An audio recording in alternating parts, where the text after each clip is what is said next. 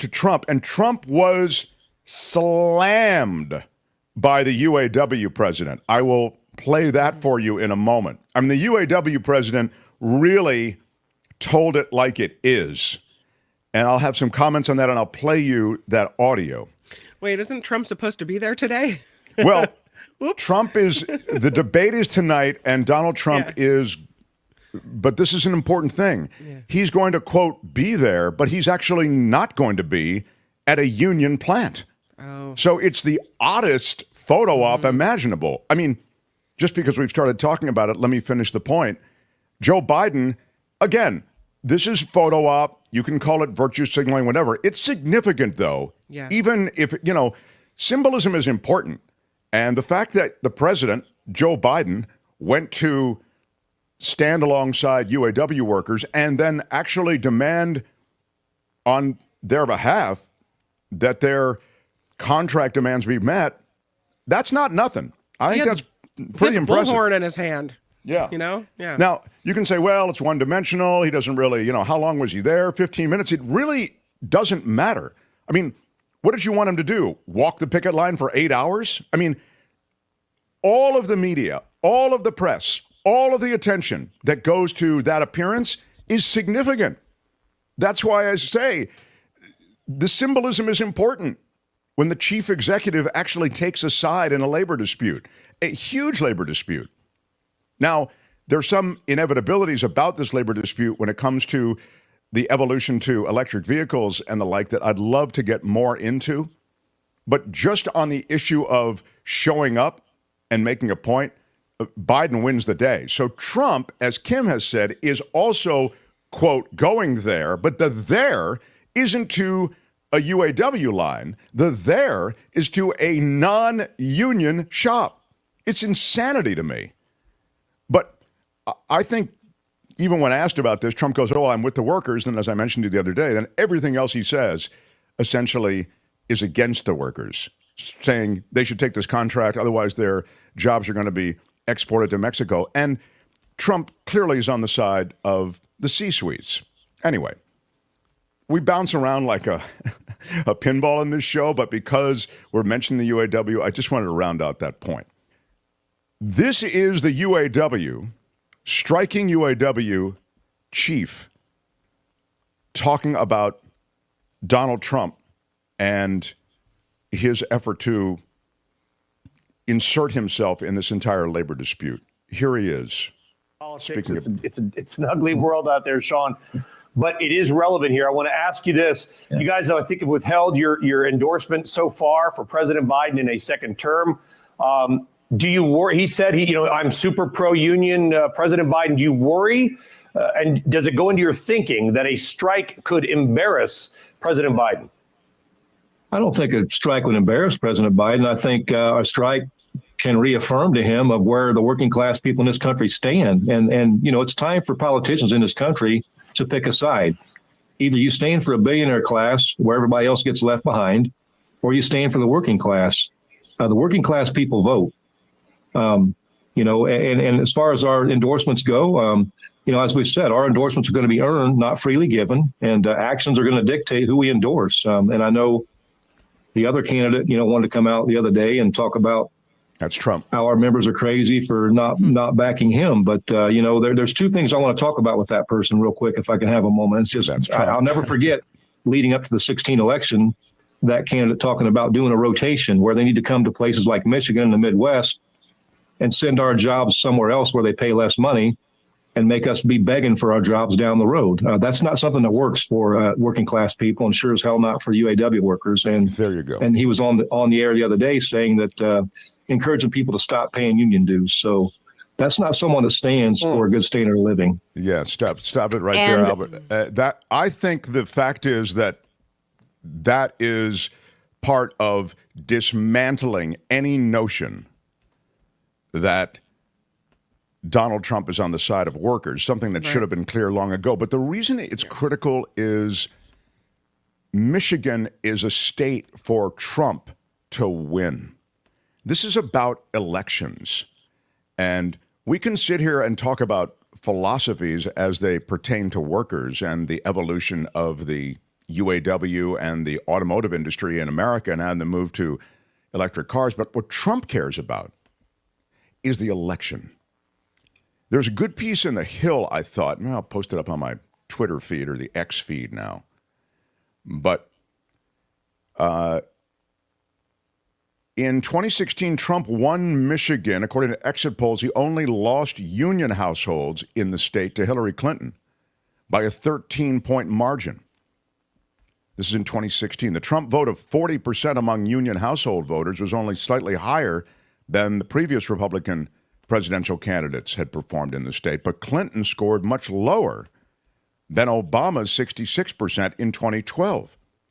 John Kerry, when he ran in 2004, he got 61% of the union vote. And Al Gore got 62% in 2000. This is in union household voting. Clinton's vote was low because she took these voters for granted, they suggest. And I think that there was a lot in that election that was associated with that. You know, the problem with that institutional Democrat is you just check these boxes as always being there for you, and they're not anymore. I think that's true with the black vote. I think that's true with the Latino vote. And indeed, it's true with the union vote. So the other thing is that the union they lay down. They just didn't do much for Clinton back in 2016. They didn't think it was important. There was a sense that Trump wasn't going to win. Even in the Trump crew, they didn't think they were going to win. But anyway, let me just get on to the fact that when Trump was president, this is how anti-worker Trump is. This is the part that I just thought was so interesting. Even though, again, I just want to underscore the reason he's going to Michigan, Trump, is for purposes that revolve around his election. He doesn't, the dispute with workers, he doesn't care. He's obviously on the side of management. Here's how it worked. When Trump demonstrated himself as an anti-union president, he supported right-to-work laws that weaken unions, make it tougher for workers to win better pay, benefits, and rights on the job. He also threatened to veto the PRO Act. That's legislation that levels the playing field by updating outdated labor laws, making it easier for workers to democratically vote for union representation. Trump packed the Supreme Court with anti-union judges who've attempted to destroy public sector unions with decisions like Janus, which unfairly allows public employees to opt out of being in their union. Okay, so they're not paying union dues, but they can enjoy the benefits of collective bargaining. He stacked the National Labor Relations Board, the government agency responsible for safeguarding the nation's labor laws, stuffed it with anti-union members and an anti-union general counsel on the National Labor Relations Board. Again, as president, Trump made it legal for companies that violate federal labor laws, including workplace safety precautions and protections. He made it legal for them to be eligible for federal contracts. The one piece of leverage you have as government to enforce it, these labor laws, is the loss of federal contracts. He made it legal for companies to violate federal labor laws and still get those government contracts. He also cut the number of occupational safety and health inspectors, the fewest in history. Weakened penalties for companies that fail to report violation. Trump's administration also tried to weaken mine safety rules. He eliminated overtime pay for 8 million American workers and even wanted to eliminate the minimum wage, which, of course, he also did not support increasing from the current $7.25 that it is now.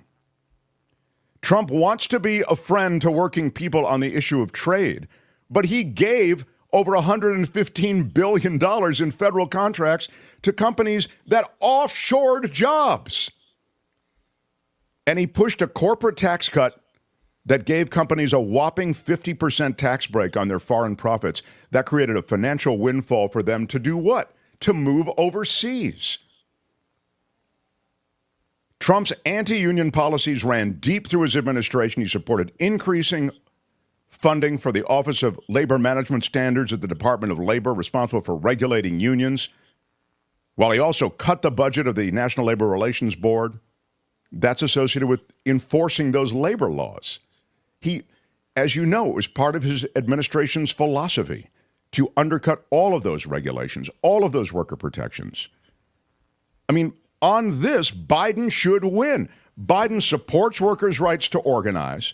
He's now done that photo op and those demands on the part of workers on the picket line. This is one of the most critical union fights in decades, and Biden is there for them. Yeah. Pro-worker, pro-union provisions are around in virtually every proposal that comes from the Biden administration. He should win in a simple evaluation of whether or not he is something of a representative for workers' rights. Go ahead, Kim. Oh, I was just going to mention that it's the first time in history that a president has appeared on a picket line striking with workers, picketing with workers. Yeah.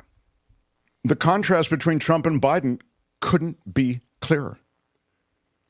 So Trump has the great American BS machine working, and nobody works it like Trump.